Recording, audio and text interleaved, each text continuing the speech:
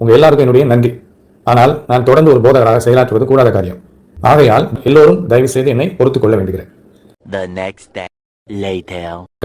ஆனா அந்த சேனல்ல நான் கிறிஸ்தவ வீடியோக்கள் வெளியிட மாட்டேன். பைபிள் சம்பந்தமாக பேச மாட்டேன். சேனல்ல நான் கிறிஸ்தவ வீடியோக்கள் வெளியிட மாட்டேன். பைபிள் சம்பந்தமாக பேச மாட்டேன். கிறிஸ்தவம் என்பது மதம் தான்.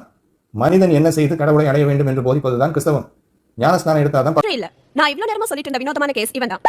Memory loss patient. First time பைபிளில் இருக்கும் தவறுகளை சுட்டிக்காட்டுவேன். கிறிஸ்தவ நம்பிக்கைகளில் இருக்கும் தவறுகளையும் சுட்டிக்காட்டுவேன். நடைமுறைக்கும் காலத்திற்கும் ஒவ்வாத கிறிஸ்தவ நம்பிக்கைகளை நான் இனிமேல் வந்து வீடியோலாம் போட மாட்டேன், அதை பண்ண மாட்டேன், இதை பண்ண மாட்டேன்.